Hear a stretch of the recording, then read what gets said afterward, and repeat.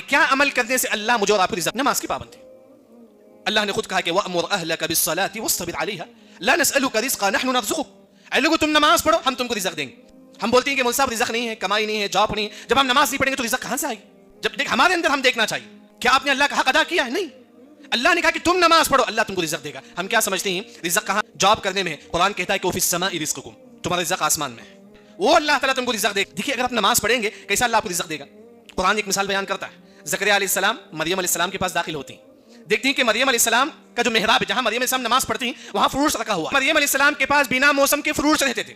تو زکریا علیہ السلام نے پوچھا کہ مریم کہاں سے؟ لما دخل علیہا زکریا المحراب وجد عندها رزقا.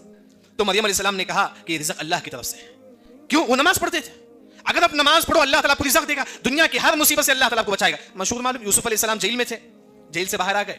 کیا کرتے تھے یوسف علیہ السلام جیل میں؟ مفسرین نے کہا کہ نمازوں کا اہتمام کرتے تھے، تہجد کا اہتمام کرتے تھے. یعنی کہ نماز میں رزق